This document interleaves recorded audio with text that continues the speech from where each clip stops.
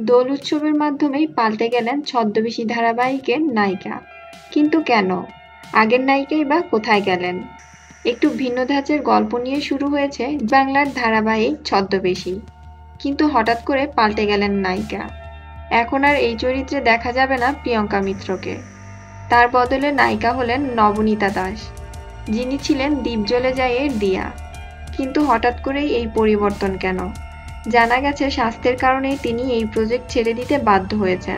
কিন্তু সোশ্যাল মিডিয়ায় অভিযোগ করা হয়েছে যে শুধু শারীরিক অসুস্থতার কারণেই প্রিয়াঙ্কা সরে গিয়েছেন তা নয়, ভিতরে অন্য কারণ নিশ্চয়ই আছে।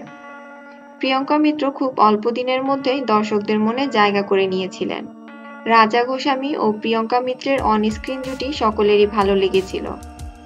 সবচেয়ে বড় কথা, রোজ পর্দায় একটি চরিত্রকে দেখতে দেখতে সেই অভিনেতা বা অভিনেত্রীর প্রতি দর্শকদের একটা মমত্ববোধ তৈরি হয়। লাবণ্য চরিত্রটির জন্য প্রিয়াঙ্কার কাস্টিংও খুব ভালো হয়েছিল। আশা করা যায় নবনীতাকেও দর্শকদের ভালো লাগবে। তো বন্ধুরা, ছদ্মবেশীর নতুন নায়িকা নিয়ে আপনারা কি ভাবছেন? কমেন্ট করে জানিয়ে দিন। সেলিব্রিটিদের নতুন এসব তথ্য জানতে আমাদের চ্যানেলটি সাবস্ক্রাইব করুন। লাইক এবং শেয়ার করতে ভুলবেন না।